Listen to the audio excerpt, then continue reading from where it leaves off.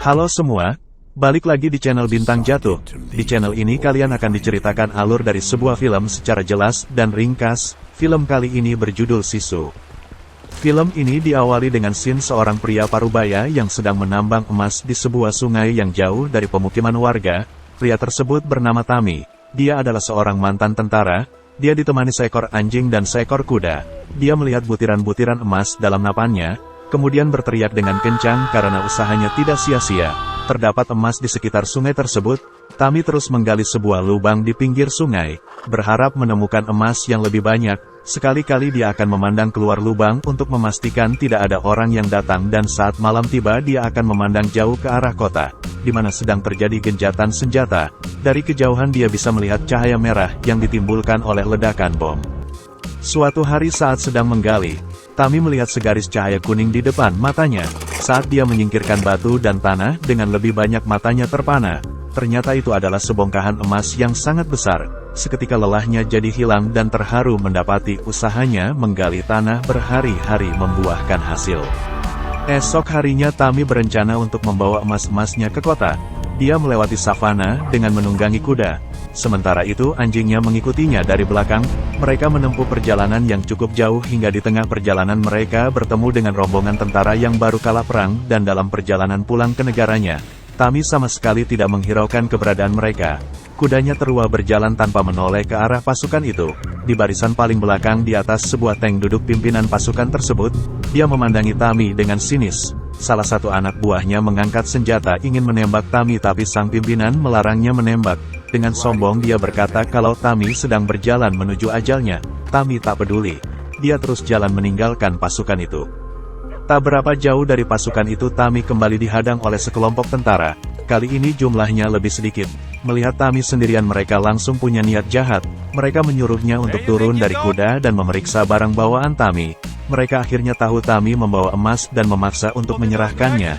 Tami menyuruh anjingnya pergi, dan saat Tami berbalik dia langsung menggunakan pisaunya dan menembus kepala salah satu tentara. Tak butuh waktu lama buat Tami untuk melumpuhkan pasukan kecil itu. Mereka semua meninggoy dihabisi Tami.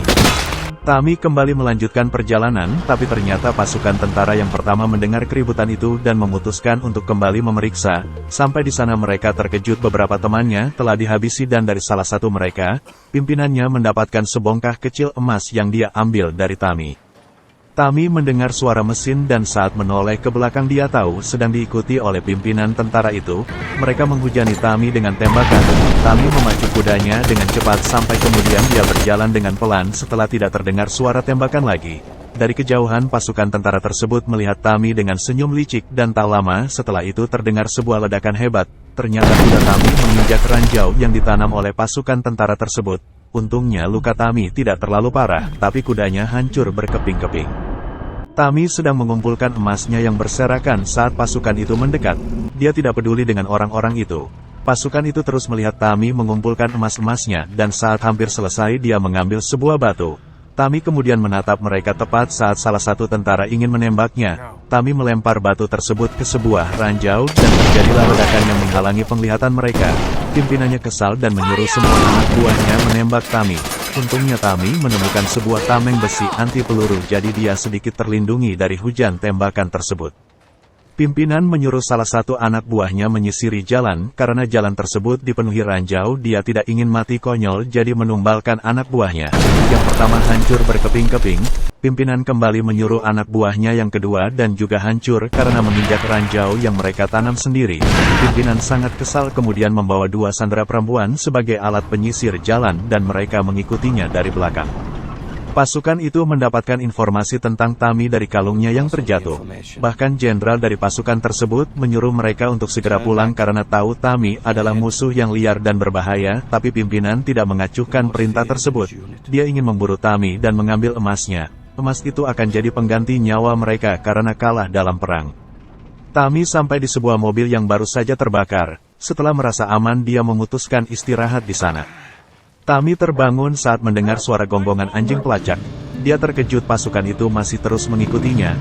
Tami memutar otak agar tidak ketahuan dan saat sebuah mobil lewat dia segera meluncur ke bawahnya dan meraih sebuah pegangan agar bisa sembunyi di sana. Cukup jauh mobil itu menyeretnya sampai akhirnya dia menusuk tempat bensin dan membuat anjing pelacak kehilangan arah karena bau bensin yang berceceran membuat mereka tidak mampu mencium aroma tubuh Tami. Mobil berhenti dan Tami lari ke arah sungai. Dia menghidupkan api untuk membuat anjing takut dan pasukan itu lagi-lagi menghujani tembakan. Untungnya Tami segera melompat ke sungai. Sebagai mantan tentara dia cukup lihai menahan nafas di dalam air sampai sang pimpinan menyuruh anak buahnya menyelam dan lagi-lagi mereka dihabisi oleh Tami dari dasar sungai. Pimpinan terus memaksa anak buahnya menyelam, tapi yang ketiga menolak karena takut bernasib sama dengan dua temannya dan dengan kejam pimpinan menembak anak buahnya sendiri. Tami sembunyi di balik sampan dan saat keluar dari sungai dia menggunakan tubuh musuhnya untuk melindunginya dari tembakan tank yang membabi buta. Tami berlari cukup jauh ke seberang sungai dia kelelahan dan di seberang sana dia mendengar anjingnya menggonggong. Melihat itu sang pimpinan pasukan punya rencana lain untuk menghabisi Tami. Tami melanjutkan perjalanannya hingga saat malam tiba dia sampai di sebuah desa yang telah hancur hangus terbakar. Tak satu pun ada rumah yang selamat di sana. Hatinya terasa sakit dia menahan air mata melihat semua itu. Dia terua berjalan hingga sampai pada sebuah bangunan yang hampir habis terbakar. Tami masuk dan mencari tempat untuk beristirahat di dalamnya. Dia sama sekali tidak bisa memejamkan mata. Bayangan jeritan istri dan tangis anaknya terngiang-ngiang di telinganya. Dan samar-samar dia mendengar gonggongan anjingnya dari kejauhan. Tami bangun dan mencari asal suara itu. Tepat saat dia menemukan anjingnya, sebuah bom rakitan tergantung di tubuh anjingnya. Tami langsung mencabut dan melempar bom itu, tapi ledakannya membuat Tami terhempas cukup jauh dan jatuh pingsan.